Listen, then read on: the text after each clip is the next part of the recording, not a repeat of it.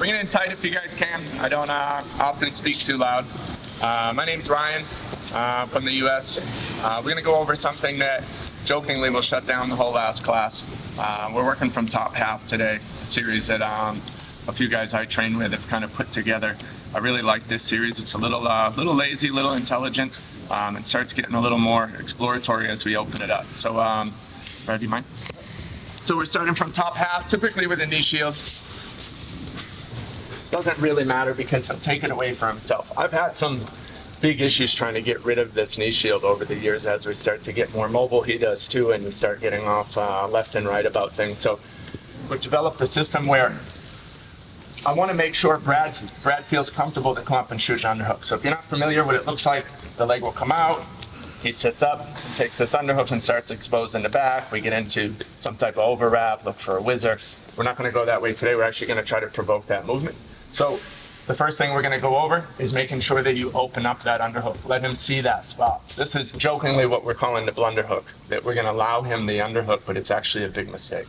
So the major change here to a classic top half, I'm monitoring his jawline. I see a lot of people making mistakes as we go into this, so pay attention to where I'm putting this hand. He starts coming up, and I'm going to catch right along the side of his jaw. So just under the jaw with the outside ridge of my hand. It's fine if you start correcting to the chin or something of that sort, but we'll try to be polite with each other here. Brad, try to sit up for that underhook, and you'll see he's not coming up. I've got an extended arm, and I've got my knee right around that bottom corner.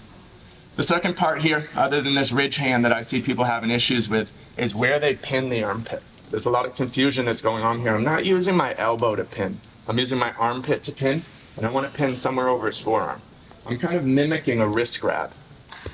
So as I lay here, pull your arm out, it's not easy to move. If I come up on the elbow, he still kind of has an underhook. If I come up over the shoulder, he's probably just going to take me down.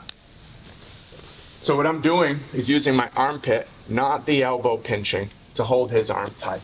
So he comes up, catch the jaw, smash him back down, knee comes around the corner here on the bottom, and my armpit is just draped over his wrist, his forearm. From here, the next part is just going to be a simple switch. I'm going to go from my right armpit to my left armpit. As we go here, I switch my hips, and I get this knee as high as possible, flat-footed on the mat. So as he tries to move, I need to make sure I have a little base back here. Some people will like live toes. As long as this isn't tucked in here, Brad, push into me. You'll see that I'm really weak here if I don't have some type of kickstand out behind me. So as I'm here, I'm just over the elbow. I'm not necessarily focused on the wrist or the shoulder.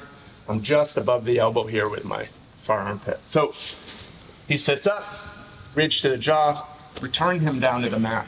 I take that, what I call king hip at the bottom, and I'm going to pin his forearm. As I switch the armpit, I also switch the hips. This knee comes high, and it's flat-footed, and he's stuck here for a moment. And we can add the first submission from here. I'm going to grab his hand, pinch my left elbow tight, and just extend the arm. Doesn't look like much, but you'll feel it from the bottom.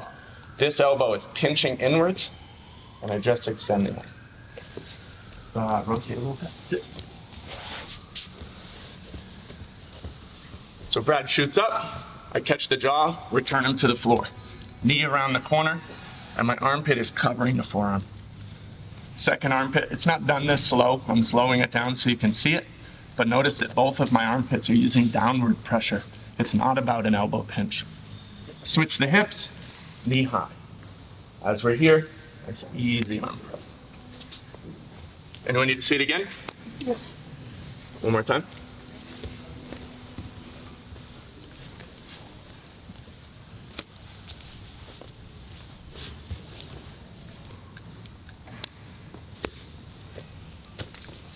Let's clap on 3. Ready? 1, 2. You're here, so you're keeping me away, right? You're gonna shoot. Yeah, here. As you shoot, I'm gonna block you and push you back down. So you can't put it over there. Right? Can you see my knee over there? Let's go over some of the common mistakes. Probably the biggest mistake I see in practicing this is that the bottom half player is being accidentally lazy. So we see a couple of things like Brad may shoot the underhook while keeping his knee shield in and say, how come I can't get to that hip, this just isn't an appropriate method to take an underhook. He would remove this leg in order to take the underhook. So it's just kind of a, oh yeah, of course, I see this question every time. Another issue I see is people laying flat here in half guard. I wouldn't have to worry too much at all. I'm just gonna pass. It's not an appropriate half guard. I'm sure you guys have made that mistake over the years. The more flat you are in half guard, the easier it is for me to flatten you out. So you really should be bladed up. I like to say if there's a camera up above, I should barely be able to see this shoulder. This shoulder should be covering, you know, from a direct line downward. So with that being said, let's do a quick review of this. He kicks up for the underhook, I catch with the ridge. From here, I'm immediately looking to press this forearm into, it doesn't matter if it's into his ribs, it's typically into the upper thigh. Remove that arm. Look at this. Remove that arm. It's not my elbow. I still see people trying to do this or wrap under. We're not going under the arm at all. Using the armpit appropriately. As I come around this corner with the knee, that's what's going to allow me to switch the hips. I've gotten quite a few questions on what I'm doing back here. As I switch here, I'm just above the elbow. I'm going to bring my left leg under his leg. So you can see it. My leg, his leg, my leg, his leg, and we'll rotate here in a moment. This position for me is nice because it's very hard for him to turn into me. As he does, he starts exposing things, and I've got quite a dilemma to play here. Let's rotate a little bit. So you see, my knee's poking out here. You can also play it with it back. I just prefer it with the knee underneath myself. So there's, excuse me, a wide variability to this series. It doesn't need to be done in a particular order. Another thing I'm seeing people as they're hitting this arm press, they're trying to lift up. This would be fine, it's just not necessary. If you're appropriately pinning here, just a little bit of elbow in is enough to hurt here. I can bring this arm all the way here.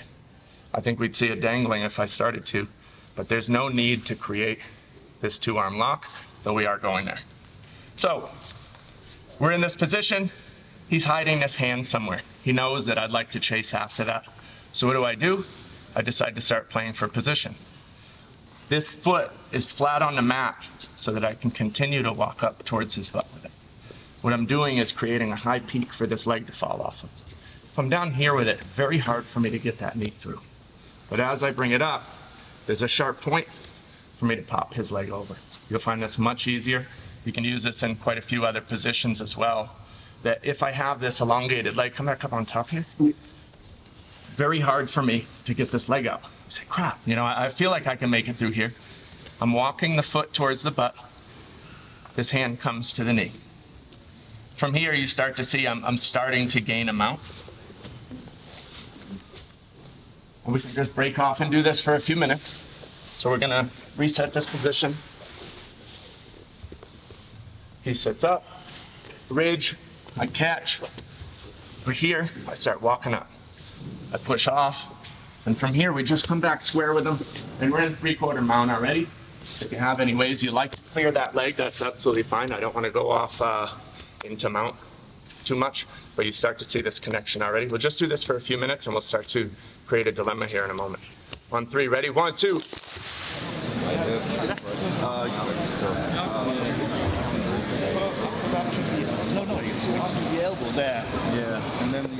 That went pretty smooth. Didn't see too many questions. I see you guys starting to take out some of the common issues. A lot of them are just training issues for this. As you do this against a more active partner, a lot of the goofy questions seem to go out the window because people are moving appropriately. So let's add a little piece to this. He sits up, I catch that jaw, cover the arm. Knee comes around the corner, I switch armpits, and here we are. Let's rotate a little bit. Yep. So, as we're here, he knows that I'd like the straight arm, so he hides this. I walk the foot up and start popping the knee.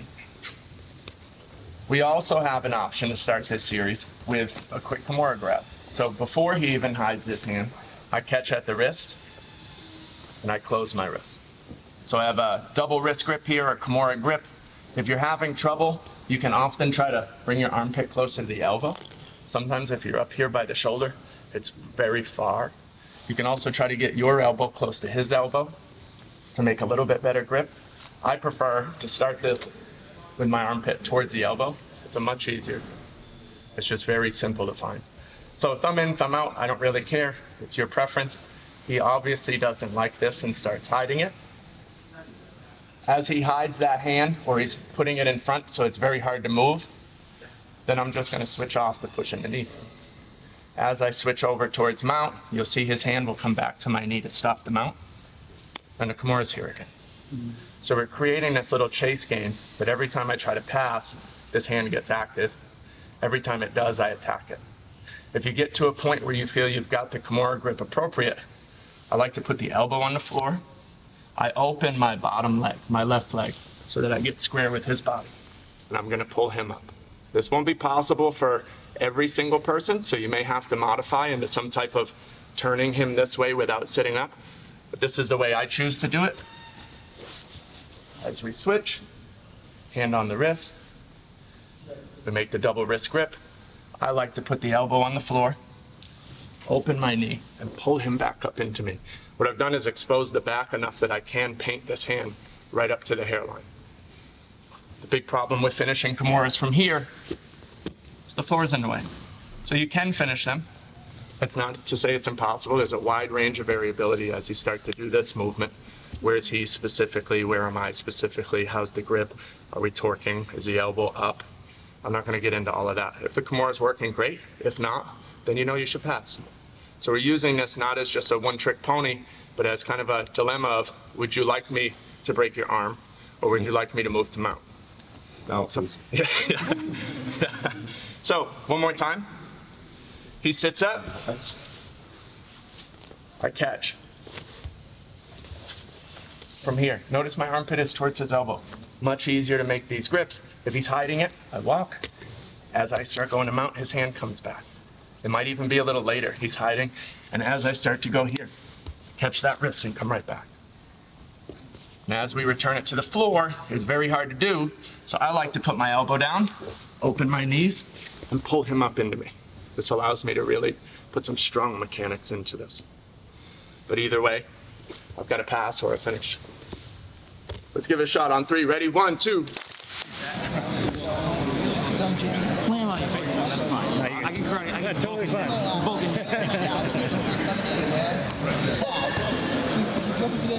So just to be clear on that last one, there's many different ways to sit back up or go rolling through. We're actually going to go over a different option from that kimura here in a few turns. But if you're having trouble sitting up there, no stress, just work the pass.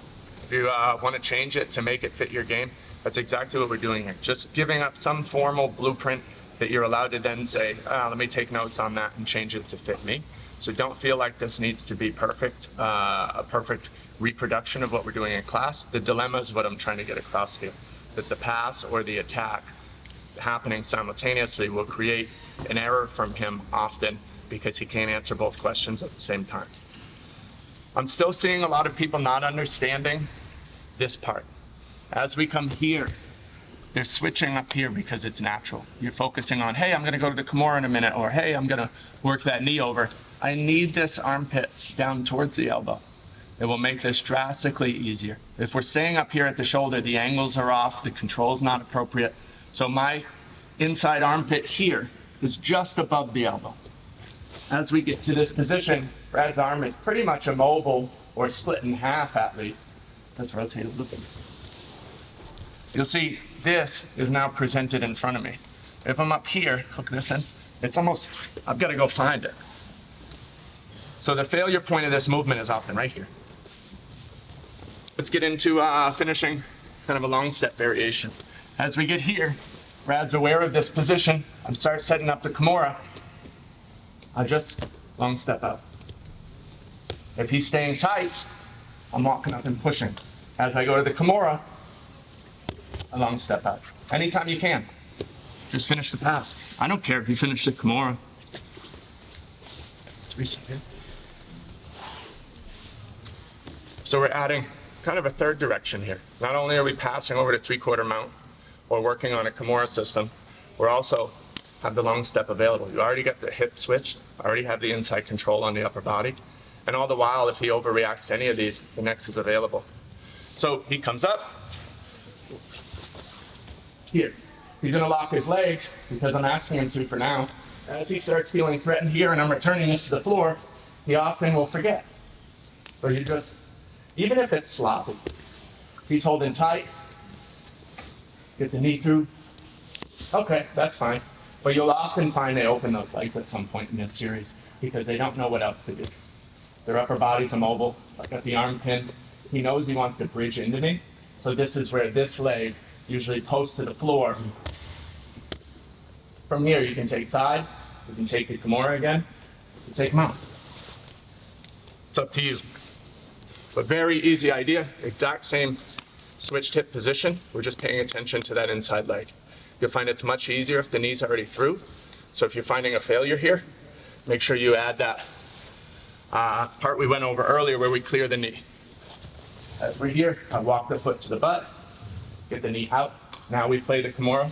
He opens in some fashion. This should be much easier. Anyone need to see it again? On 3, ready? 1, 2. Like I normally think of 1, 2, and now you have the extra.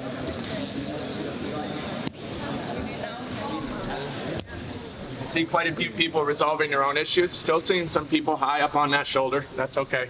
That's going to take some time to start sorting out. This one's more of an added concept, and we'll show a movement off of it, but it's not the required movement. You'll understand as we get here. Brad sits up, sit him back down. As we get here, I feel the kimura may not be working. Maybe I don't want to go to mounts.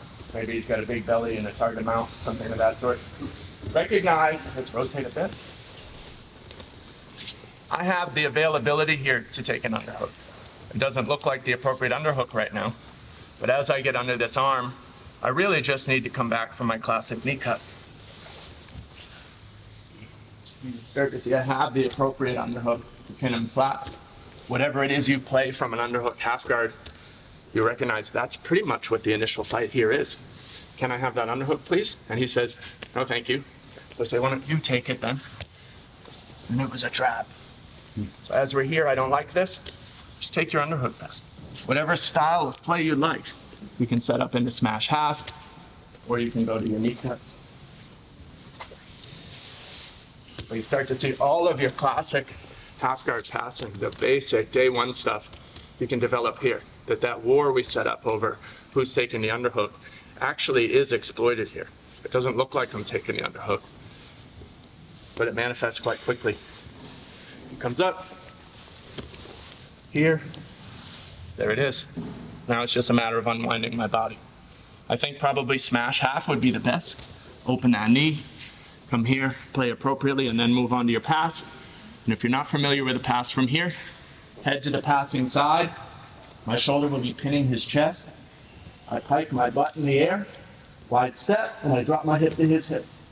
From here you should finish that pass quite simply. Anyone need to see it again? Yes, please. Yeah, one more.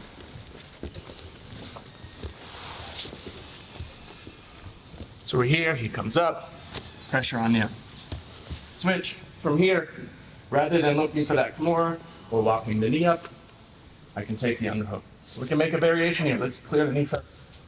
Then let's take the underhook. Much easier knee cut. If you wanted to back step, all of that's available. But quite easy for you to get to these underhooking positions from a place he didn't want me there in the first place. On 3, ready, 1, 2.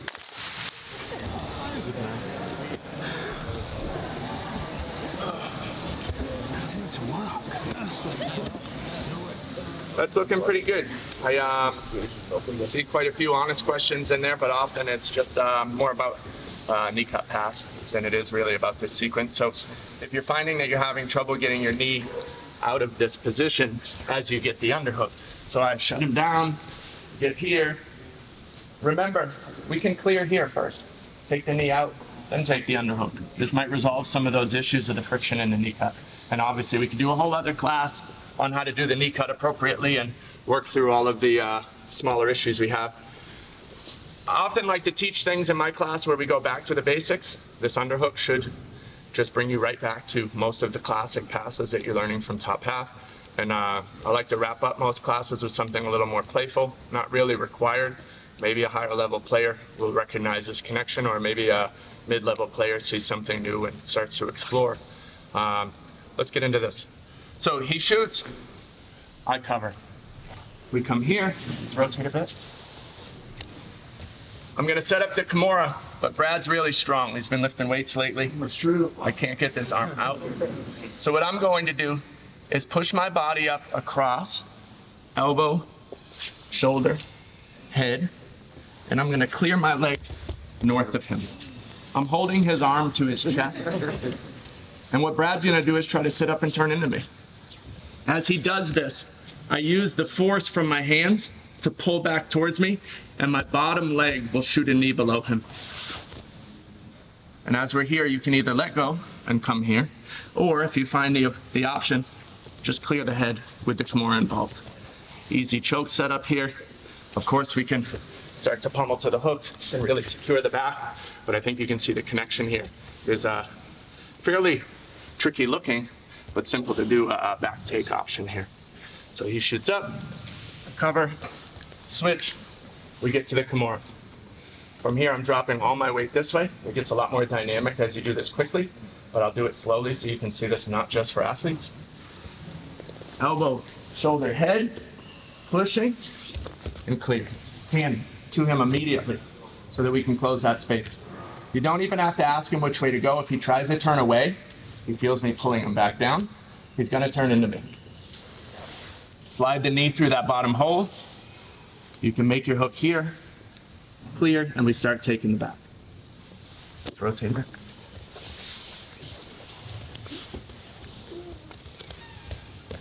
So he shoots up, smother, switch, kimura. And here, I'm gonna come away. To his chest. He sits up, knee slides under, find the fire hook, clear the head, and if you're having trouble clearing the head, just reconnect. On 3, ready? 1, 2.